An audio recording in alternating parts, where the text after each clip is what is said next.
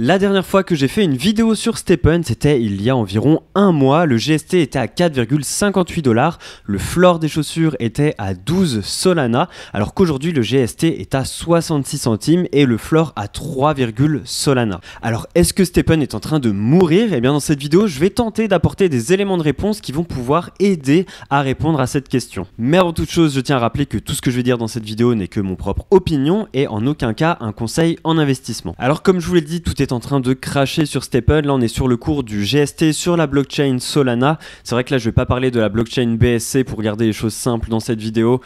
Tous les chiffres que je vais prendre seront issus de la blockchain Solana. Et ici on voit que là le GST, après avoir été stable pendant un petit moment, commence à chuter petit à petit pour tendre vers zéro. Alors pourquoi cette situation-là? Alors il y a plusieurs facteurs. Le premier facteur, c'est que récemment il y a eu une annonce pour dire que les utilisateurs chinois ne pourraient plus utiliser l'application STEPN parce que STEPN a décidé, pour des raisons anti-triche, de récolter plus d'informations GPS et en Chine, il y a des règles un peu plus strictes quant à la récolte des données personnelles des utilisateurs et là notamment la récolte des données GPS.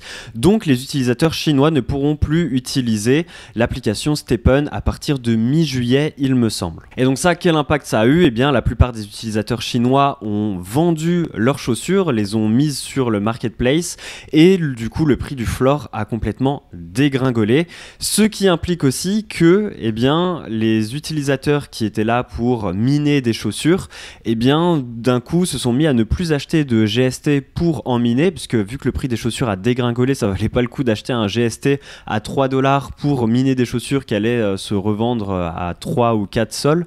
Donc ça a allégé la pression acheteuse sur le GST, ce qui a accentué la descente du prix du GST. À ça, on peut ajouter les déboires qu'a connu la blockchain Solana, où elle a été coupée pendant plusieurs heures, ce qui fait que ça rajoute pas mal au FUD. Et ça, ce sont selon moi des raisons qui ont accentué la chute du prix du GST. Mais comme je l'ai dit déjà dans mes précédentes vidéos, même sans ça, le GST, par design, tel qu'est fait la tokenomics actuelle du projet STEPN, le token est voué à tendre vers zéro et je vous invite à regarder cette vidéo là pour avoir plus d'informations sur les raisons du pourquoi, du comment. Mais pour résumer l'idée rapidement, la valeur du GST repose principalement sur l'arrivée des nouveaux joueurs dans STEPN, puisque les gens qui achètent du GST sont majoritairement des gens qui veulent miner des chaussures pour les revendre à profit à des nouveaux joueurs, et s'il n'y a plus de nouveaux joueurs, alors les mineurs de chaussures achètent moins de GST, ce qui fait que le prix du GST diminue. Et donc, moins il y a de nouveaux joueurs chaque jour, plus le prix du GST diminue. Et surprise, surprise, quand on va sur dune.com qui affiche différentes informations sur le projet STEPN, on peut voir que le nombre de nouveaux utilisateurs est en train de chuter. On voit que de avril jusqu'à mai, ça a bien augmenté. Ensuite, tout mi-mai, ça a stagné. Et fin mai, début juin, là, le nombre de nouveaux utilisateurs est en train de descendre. Chaque barre bleue représente le nombre de nouveaux utilisateurs chaque jour. La question est maintenant de savoir, est-ce que STEPN va pouvoir récupérer et inverser la tendance? Alors j'en ai encore une fois déjà parlé dans mes précédentes vidéos que je vous invite à aller voir si jamais ça vous intéresse d'avoir plus de détails sur ce que je pense du projet et de la suite de l'économie. Mais il y a différentes solutions possibles pour faire en sorte que STEPN récupère du poil de la bête. La première solution, ce serait d'avoir des brand deals, donc des deals de marque plus réguliers et gros, qui permettraient d'avoir comme ça de grosses masses d'argent qui arriveraient dans l'écosystème et que STEPN pourrait utiliser pour rémunérer les utilisateurs pour qu'ils courent. Ensuite, il y a aussi le fait de sortir des fonctionnalités sociales pour que les joueurs décident d'acheter des choses dans le jeu, que ce soit des skins ou quoi, uniquement pour le côté je me la pète et montrer ce qu'ils ont acheté aux autres utilisateurs, que ce soit des skins rares, etc. Donc ça, c'est quelque chose qu'on voit déjà dans les jeux vidéo classiques, des gens qui mettent de l'argent dans des skins sans attendre un retour sur investissement, uniquement pour le statut social. Deuxième chose. Et troisième chose, ce serait d'implémenter des fonctionnalités qui sont tellement fun que les utilisateurs seraient prêts à mettre de l'argent pour accéder à ces fonctionnalités, pour utiliser STEPN, sans attendre un retour sur investissement. investissement. Et ça, pareil, hein, c'est quelque chose qu'on voit déjà dans le gaming actuel. Quand on achète un jeu, c'est parce que le jeu est fun, qu'on a envie d'y passer du temps, qu'on dépense de l'argent dedans sans attendre un retour sur investissement. Et tout cet argent récolté, que ce soit avec les deals de marque, que ce soit avec les personnes qui achètent des skins ou avec les personnes qui mettent de l'argent dans le jeu uniquement pour le fun, eh bien tout cet argent récolté va pouvoir être redistribué aux autres joueurs qui sont très engagés dans l'écosystème, très performants et qui seront récompensés avec cet argent-là. Et ça, évidemment, Stephen le sait, il l'avait anticipé, hein, je ne suis pas un génie, mais ils le savent et ils ont même ils ont pris un advisor, donc un consultant qui a pour principal rôle de trouver des solutions pour faire en sorte que l'économie de Stephen soit vraiment viable sur le long terme. Je me rappelle plus de son nom, mais j'avais retrouvé un tweet de lui où il mettait un extrait d'une interview dans laquelle il avait figuré et il disait que effectivement le business model de Stephen actuellement n'était pas viable sur le long terme, que la tokenomics n'était pas viable sur le long terme et que son rôle en tant qu'advisor chez Stephen était principalement de trouver des solutions à ce problème. Si jamais je retrouve son Twitter ou l'extrait de l'interview ou même l'interview complète, je vous la mettrai en description. Bon, par contre, ce sera en anglais, donc il ne faudrait pas être anglophobe. Le souci, entre guillemets, c'est que ces fonctionnalités et ces solutions ne vont pas être pondues en 2 jours ou en 2 semaines. Il va falloir probablement compter ça en mois. Donc, entre aujourd'hui et le moment où ils implémenteront les premières solutions pour rendre l'économie viable sur le long terme, il va se passer pas mal de temps, enfin, il risque de se passer pas mal de temps, et donc le prix du token dans l'état actuel va continuer de baisser. Il n'y a aucune raison que le prix du token ne remonte, puisque c'est un token avec une supply illimitée. Il y a de plus en plus de GST minés chaque jour par rapport aux GST brûlés, donc le nombre de tokens continue d'augmenter, sa rareté continue de diminuer et sa pression acheteuse continue de diminuer. Et c'est d'ailleurs la raison pour laquelle moi j'ai décidé de tout revendre. J'ai revendu mes chaussures le week-end fin mai, le week-end du 28-29 mai, et je les ai revendues à 12 ou 13 sols, mes chaussures.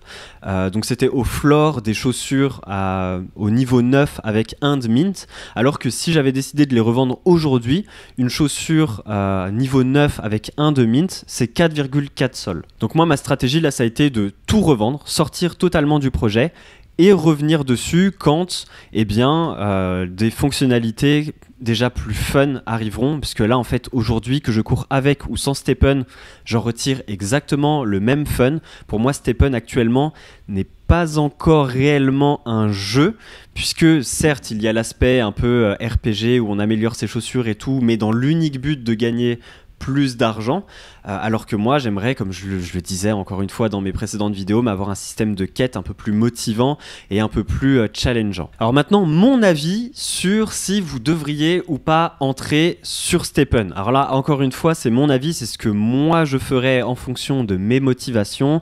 Évidemment là l'objectif c'est pas de vous dire ce que vous devez faire, hein, vous êtes assez grand, mais l'idée c'est de vous donner mon opinion pour que vous puissiez le compiler avec les opinions d'autres personnes, compiler tout ça et vous faire votre propre avis et prendre vos propres décisions.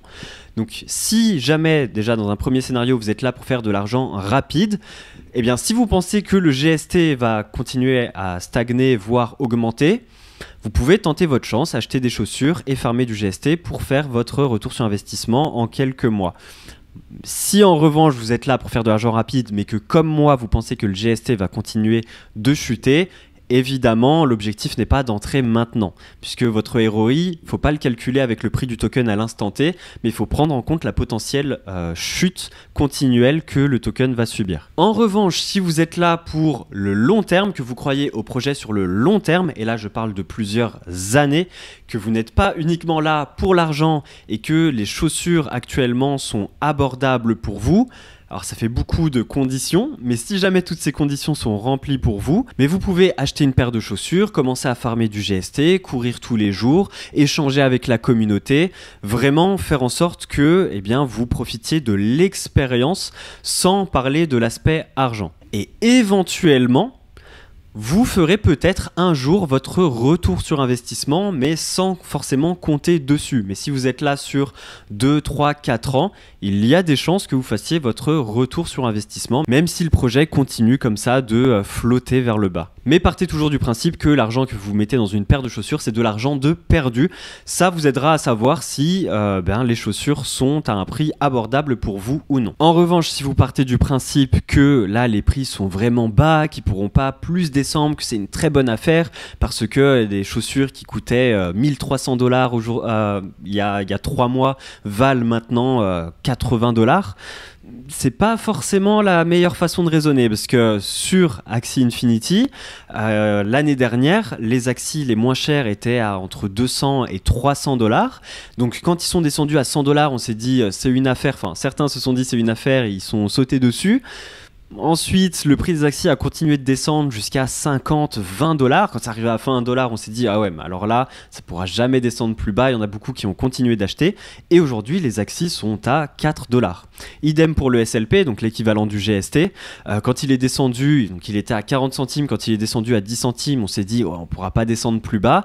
Il est descendu petit à petit jusqu'à 1 centime. Là, on s'est dit c'est bon, on a touché le fond, on pourra pas descendre plus bas. Et aujourd'hui, on est à un demi-centime.